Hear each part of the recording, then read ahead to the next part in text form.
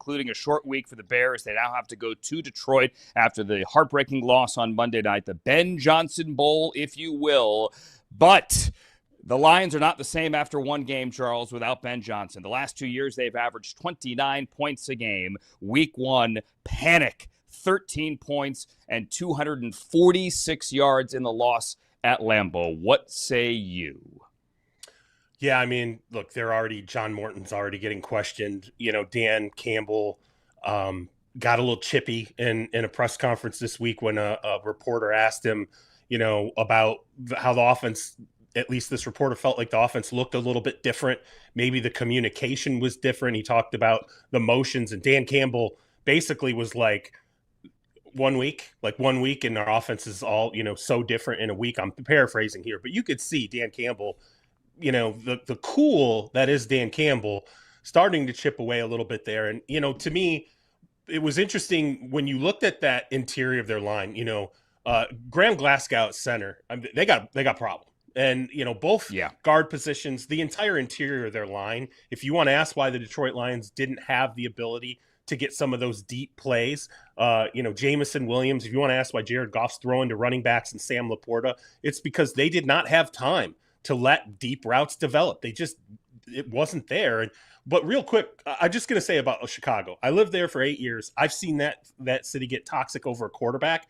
Kudos to CBS. They trotted out the first 18 starts of Mitch Trubisky and Caleb Williams and compared the passing yards per game, the total touchdowns, the quarterback rating, the completion percentage, almost identical between the two players in their first 18 games. And as a person who lived there and watched them celebrate Jay Cutler and then completely turn on the guy as quickly as possible, this feels like this could go badly very, very quickly for Ben Johnson and Caleb Williams if they do not turn this around pretty fast.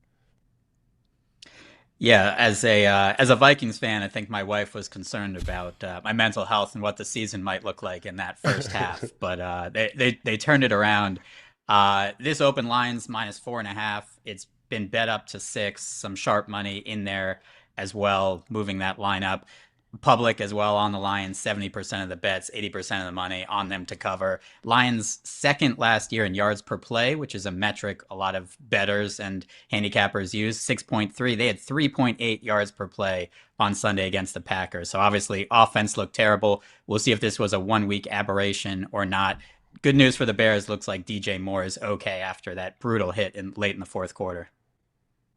Yeah, he does look to be okay. And here's the crazy stat here. Caleb Williams, of quarterbacks taken number 1 overall, believe it or not, through 18 games, has the best touchdown interception ratio of any of them, believe it or not. Yet, after watching the second half of that game, people are ready to trade him for a bag of, I don't know, Italian beef or something like that, which is a Chicago delicacy, which is really just a French dip sandwich.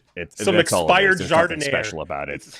That's all it is. Kenny Albert, Jonathan Vilma, and Megan O'Leary on the call on this one. Meantime, let's go Jaguars and Bengals in Cincinnati. Chris Lewis, Logan Ryan, friend of the program, Tiffany Blackman, actually all three friends of the program, on the call on that one. Here's what blew me away, Charles. The Jaguars are trying to open 2-0 for the first time since 2018 when Doug Marrone was coach, and the Bengals are also trying to open 2-0 for the first time since 2018 when Marvin was the coach. Yeah, I'll just take the Jaguars here. I'm going to tell you one of the things I thought when Liam Cohen left the Tampa Bay Buccaneers and went to the Jacksonville Jaguars, the first guy I thought about was Travis Etienne.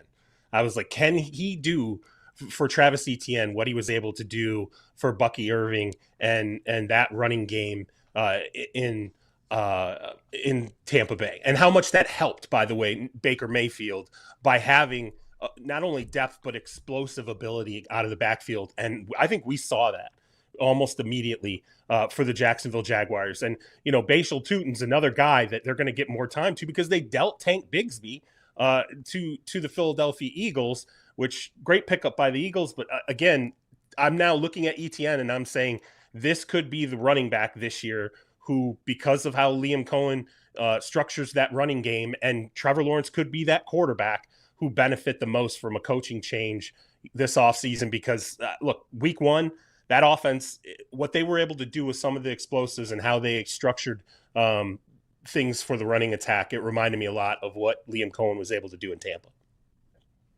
And C-Rob took the Jaguars, so I'll take the Bengals. I believe they had 7 yards in the second half of total offense against the Browns.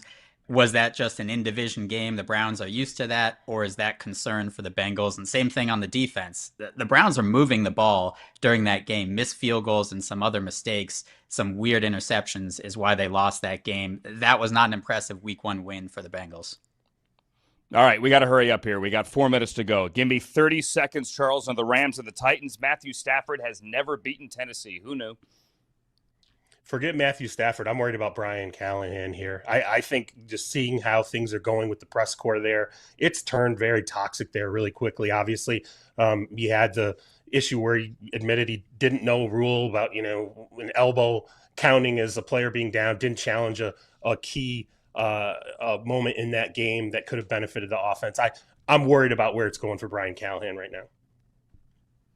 For me, get Cam Ward some help. He played okay against a really good Broncos defense. A lot of drops in that game. They stayed in that game. That was the defense. He looked pretty good. They need to get him some help. Yeah, absolutely. You watch that game, you come away going, all right, I think Cam Ward's going to be just fine. Patriots and Dolphins. I don't know if the Dolphins are fine, nor do I know if the Patriots are fine, Charles, because their last 8 drives, week 1 against the Raiders, 6 punts, an interception, and a field goal. What do you think? Give me 20. Yeah, they got to get more out of their wide receiving core. I mean, that's the bottom line. You try to you draft picks. You go out and you get veterans and try to surround Drake May with pass catching options, and I still think that offense looks limited.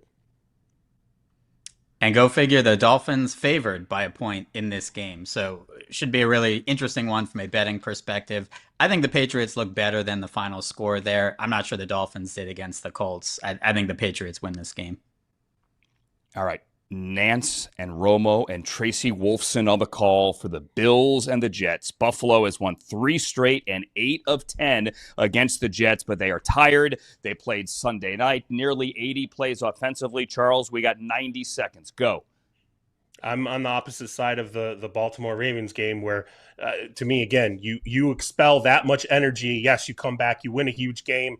But again, I wonder if there's a letdown here for the Bills after all that emotion gets expended ultimately in week 1. Still think they're probably the best team in football right now. But I do think this is already in week 2, one of those games where you could have a surprising letdown. 1 minute in Bills show minus bet, 6.5. Bills minus 6.5. Be very careful putting that in a teaser or money line parlay. Classic letdown spot.